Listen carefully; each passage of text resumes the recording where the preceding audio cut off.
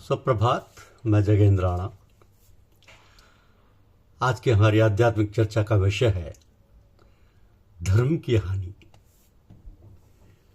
धर्म की हानि।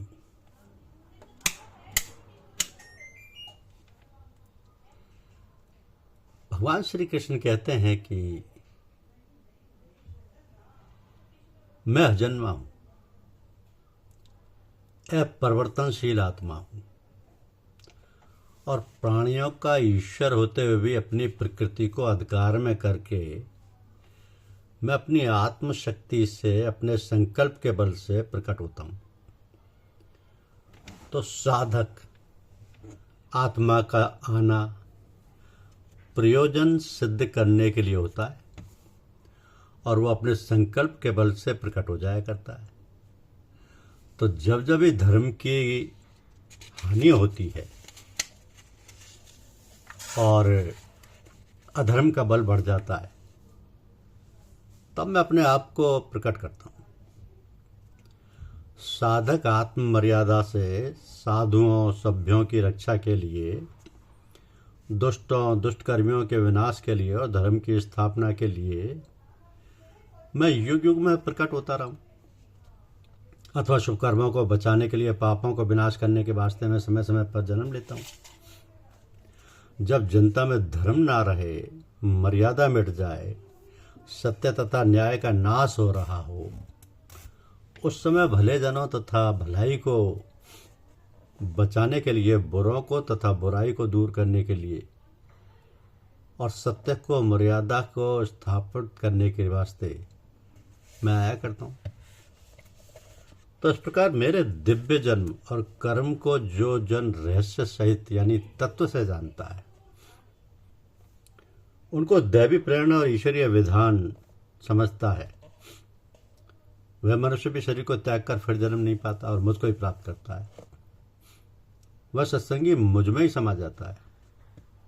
बहुत से बीतराग, भय और क्रोध से रहित, ज्ञान तथा तप से पवित्र बने हुए मुझ में लीन और मेरे आश्रित लोग मेरे भाव को प्राप्त हो चुके हैं। तो मनुष्य की वृत्तियों में राग प्रबल है, भय उससे प्रबलतर है और वैर भाव सबसे प्रबलतम है। ये तीनों दोष कर्मयोग और भक्ति भाव के बड़े भारी विरोधी हैं।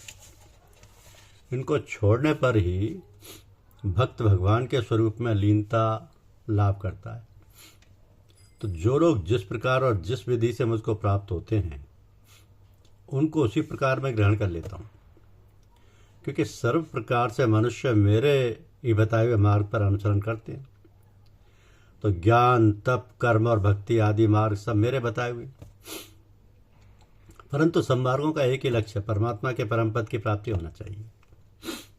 तो कर्मों की सफलता को चाहते हुए जो जन इस लोक में देवताओं को पूजते हैं, देव यज्ञ करते हैं और मनुष्य समाज की सुधार उपकार सहित सेवा करते रहते हैं, निश्चय पूर्वक इस लोक में उनके कर्मों से उत्पन्न होने वाली सफलता शीघ्र हो जाया करती है। तो इस लोक के सुधार, उपकार और सेवा आदि कर्मों का फल आप ही आप शीघ्र मिल जाता है। फिर भगवत भक्त कर्मयोगी अपने कर्मों के फलों की प्राप्ति को कर्म उद्देश्य क्यों बनाए? तो गुण कर्म के विभाग से चतुर्वर्ण का धर्म मैंने ही रचा है। उसके मुझ कर्ता को भी तू अकर्ता और अविनाशी जान। चारों वर्णों के विद्या, सूरवीरता, चतुरता और कार्यकुशलता आदि गुण हैं। तो इन उपार्जित गुणों को क्रियात्मक रूप देना कर्म है।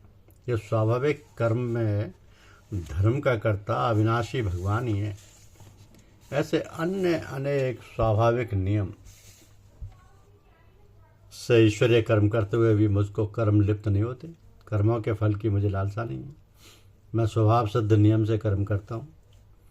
इस प्रकार जो जन मुझको जानता है वह कर्मों से नहीं बन जाता, कर्ता होकर भी अकर्ता ही रहता है। वह भी मेरी तरह अकर्ता ही बना रहता है, उसको कर्म लेप नहीं लगने पाता। तो निष्काम कर्म के रहस्य को इस प्रकार जानकर पूर्व काल के मोक्ष चाहने वालों ने भी कर्म किया था और कर्म धर्म उनको धारण किया था। इसलिए पूर्वजों ने जो बहुत पहले किया था वो कर्म तुम भी करो। इस लोक के धन और यश आदि फलों के लिए कर्म करना और परलोक के स्वर्ग संबंधी भोगों के उद्देश्य से कर्म करना कामना सहित सकाम कर्म है। दोनों लोकों के फलों की कामना मन में न रखकर कर्म को करना निष्काम कर्म है। तो ऐसा ही कर्म तुम करो। कर्म क्या है, अकर्म क्या है, इस विषय में विद्वान भी मोह के चक्कर में पड़े हुए हैं। इस कारण मैं अब कर्म तुम्हें बताता हूँ जिसको जानकर तुम अशुभ कर्म से मुक्त हो सकते हो। कि विचार विवेकवान मनुष्य को करने योग्य कर्म को भी अवश्य जानना चाहिए और निषिद्ध कर्म को भी जानना चाहिए और अकर्म को भी जानना चाहिए, क्योंकि कर्म की गति गहरी है। कर्म का ज्ञान अति गूढ़ है। जो जन कर्म में अकर्म देखे यानी निष्काम रहे और जो अकर्म में कर्म अवलोकन करे यानी ज्ञान त्याग में रहे, वो जन मनुष्य में बुद्धिमान है। तो वो कर्मयोग युक्त है और संपूर्ण कर्मों को करने वाला है। जो जन कर्तव्यों को करता हुआ अहंकार रहे तो निष्काम भाव से कर्म करता जाए, उसका कर्म कर्म ज्ञान है तथा त्याग है। और जो जन ज्ञान और त्याग में रहता हुआ भी ये समझे कि कर्तव्य कर्म को करना स्वाभाविक ईश्वरीय नियम है, उसका ज्ञान भी कर्म है। ऐसा निष्काम कर्म करता ही उत्तम गुणी मनुष्य है। वही ज्ञान कर्म के सच्चे सार को समझता है। तो जिसके सर्व आरंभ यानी कर्म करने के प्रयत्न कामना के संकल्प से रहित हैं, फल की इच्छा से वर्जित हैं, उस निष्काम भावरूप ज्ञान की अग्नि में कर्म दग्ध कर देने वाले को विद्वान लोग पंडित क्या करते हैं। तो निष्काम भाव से सभी कर्म करना तथा ज्ञान तथा त्याग ही है। ऐसे ज्ञान की आग में जिसके सब कर्मों के संस्कार भस्म हो गए हैं, वो निर्लेप मनुष्य ज्ञानी कहा जाता है। तो जो जन कर्मों के फलों की कामना को त्याग कर निष्काम भाव से सदा तृप्त है और जो इस लोक की कीर्ति आदि के आश्रय से और स्वर्ग के उपभोगों से सहारे से रहित है, वो कर्म में अच्छी तरह लगा हुआ भी कुछ भी नहीं करता है, वो सर्वथा निर्लेप रहता है। तो जो जन फल की आशा से रहते हैं, चित्तवृत्ति को वश में किए हुए हैं, जो सर्वसंग्रह का त्याग किए हुए हैं, वो केवल शरीर संबंधी कर्म करते हुए पाप को प्राप्त नहीं होते।